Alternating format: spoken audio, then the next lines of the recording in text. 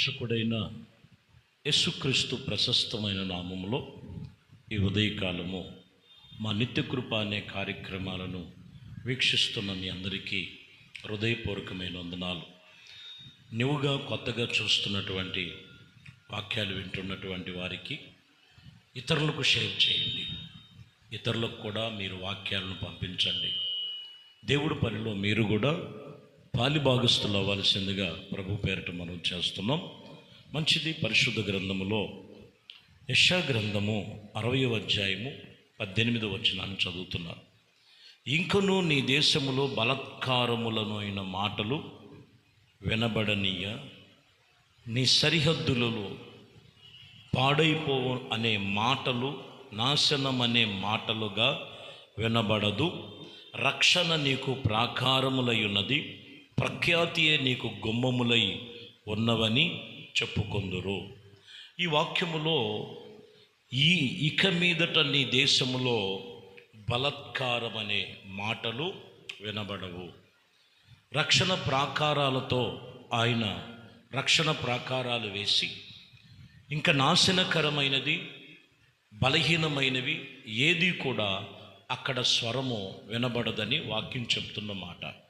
ఈ సమయంలో ప్రభు సన్నిధిలో వాక్యం వింటున్న ప్రియ సహోదరి సహోదరులారా, యేసుక్రీస్తునందు ఉండి యేసుక్రీస్తునందుకు వచ్చి దేవుని వైపు తమ మనస్సును త్రిప్పుకొని ఎవరైతే ప్రభు వైపు ఆకర్షించబడతారో వాక్యం చెప్తున్నమాట, అక్కడ రక్షణ ఉంది.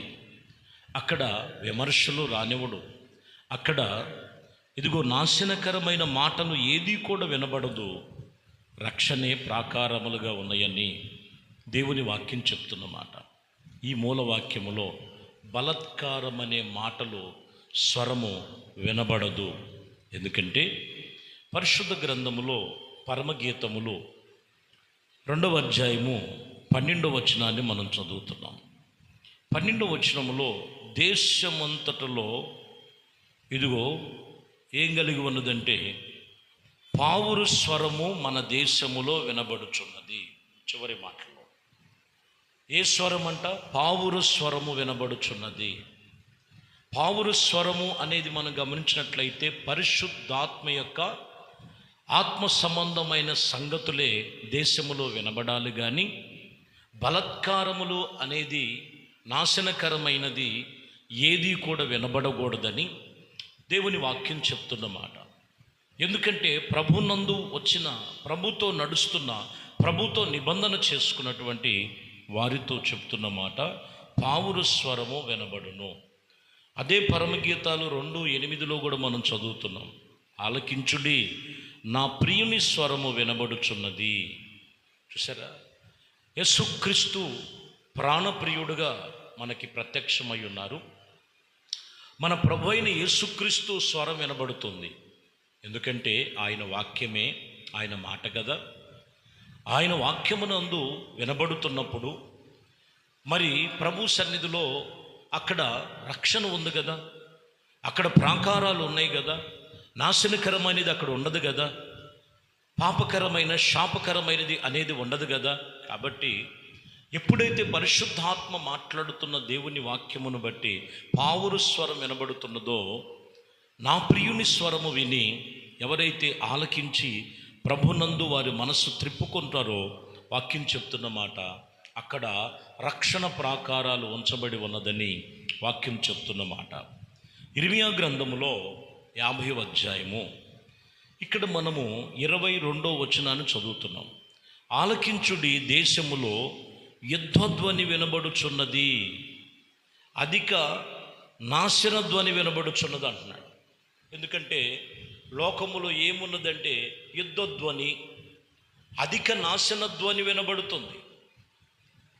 ఈ సమయములో ఎవరు మనకి ఆదరణ, ఎవరు మనకు దిక్కు అనేది మనుషులు కొన్నిసార్లు ఆలోచన వివేచన లేనివారుగా ఉంటారు. వాక్యం చెప్తున్నమాట. అందుకని ప్రభు అంటారు, పావురు స్వరము నా ప్రియుని స్వరం వినబడుతుంది, ఆ దేశములో ఇక నాశనకరమైనటువంటి స్వరము వినబడదని చెబుతూ ఇక్కడ కూడా అంటున్నమాట, యుద్ధమును గురించి వినబడుచున్నవి, ఇదిగో యుద్ధధ్వని అధికముగా వినబడుతున్నట్లుగా రాయబడి ఉన్నది. కీర్తన గ్రంథంలో 46వ కీర్తనలో 9వ వచనములో ఆయన భుదిగంతముల వరకు యుద్ధములను మాన్పువాడు. మీరు బాగా గమనించాలి. భూదిగంతముల వరకు యుద్ధములు మాన్పగలిగిన వాడు ఆయన. మనందరికీ తెలుసు. ప్రియమైన దేవుని బిడ్డలారా, వాక్యములు మనం విన్నాం. యెహోషాపాతు ప్రార్థన చేస్తే కత్తి పట్ల ఖడ్గము చేత పట్టలేదండి. దేవుడే వారి పక్షముగా యుద్ధమును జరిగించాడు, శత్రువులను అణిచివేశాడు. ఆయన పరాక్రమము కలిగినటువంటి బలాజ్ఞుడా అని గిద్దోని పిలిచినప్పుడు, వాస్తవానికి గిద్దోను యుద్ధానికి వెళ్ళి యుద్ధమును పట్టుకొని యుద్ధము చేయలేదండి. దేవుడు చెప్పినట్లుగా నిలబడ్డారంతే. కానీ జరిగించిన వాడు ప్రభు అయిన యేసుక్రీస్తు. ఈరోజు మనం గమనించాలి, ఆయన భూదిగంతముల వరకు యుద్ధములను మాన్పగలిగిన వాడు. దేశ రాష్ట్రములలో నానా విధముగా, ప్రాంతాలలో నానా విధముగా, ఇంకా చెప్పాలంటే గుడారాలలో, కుటుంబాలలో ఎన్నో ఇంకా చెప్పాలంటే మనిషి శరీరములో ఒకదానికొకటి విరోధంగా ఉన్నాయి. ఆత్మకు శరీరము ఆత్మ ఒకదానికొకటి విరోధముగా ఉన్నాయి. ఇదిగో వారిలో యుద్ధమును వాతావరణాలు కనపడుతున్నట్లుగా కనపడుతుంది. ఇక్కడ ప్రభు చెప్తున్న మాట, యుద్ధములను మాన్పువాడు ఆయన. యుద్ధములను మాన్పువాడు. ఎహెజ్కేలు గ్రంథములో మనం గమనించినట్లయితే 36వ అధ్యాయం 15వ వచనంలో, నిన్ను గురించి అన్యజనులు చెప్పుకొనుసు అపహాస్యమునకు వినబడకుండా చేసేదను అని చెప్తున్నాడు. నిన్ను గురించి అనేక జనులు చెప్పుకుంటారు. ఇక అపహాస్యము కలిగినటువంటి స్వరం, అపహసించేటువంటి వారి యొక్క స్వరము ఇక వినబడదు. చాలామంది అపహాసం చేస్తుంటారు. క్రైస్తవులంటే చాలా అపహాసం చేస్తుంటారు. దేవుడి పిల్లలంటే సులకనగా మాట్లాడుతుంటారు. దేవుని గురించి సులకనగా మాట్లాడుతుంటారు. ఇదిగో ఎహెజ్కేలు గ్రంథములు అంటున్నాడు, ఇదిగో రాబోతున్నటువంటి దినములలో ఇక అపహాసము కలిగినటువంటి స్వరములు వినబడవు. ఎందుకంటే నా ప్రాణప్రియుడైన యేసుక్రీస్తు స్వరము మనం వినాలి. పావురు స్వరము మనం వినబడాలి. బలత్కారమైన స్వరములు వినబడకూడదు. దేశంలో నాశనకరమైనటువంటి స్వరములు వినబడకూడదు. యుద్ధధ్వనులు వినబడకూడదు. యుద్ధములన్నీ మాన్పువాడు. అపహాసులు యొక్క స్వరము వినబడదని వాక్యం చెప్తున్నమాట. ఎందుకంటే కీర్తన గ్రంథములో 144వ కీర్తన 14వ వచనములో, మా ఎడ్లు గొప్ప బరువులు మోయగలవు, మా వీధులలో చొరబాటు అనేది నుండదు. ఇదిగో ఉరుకులెత్తుట ఏ విషయములో కూడా ఉండదు. వాటిలో నాశనము గల వారి యొక్క మొర వినబడలేదు. ఏముండవంట? మా ఎడ్లు చాలా చక్కగా బరువు మోస్తవి, చొరబాటు పరిస్థితులు అక్కడ ఉండవు, నాశనకరమైనటువంటి మొర వినబడదు. ఎందుకంటే ఆయన రక్షణ ప్రాకారములో ఎవరైతే ఉంటారో, ఆయన యందు భయభక్తులు కలిగి ఎవరైతే ప్రభు వైపు ఆయన సన్నిధిలో నిలిచి ఉంటారో, ఈరోజు చెప్తున్న మాట ఇదే దేవుని స్వరము. దేవుడి వాక్యమే దేవుడి స్వరం వినబడుతుంది నీకు.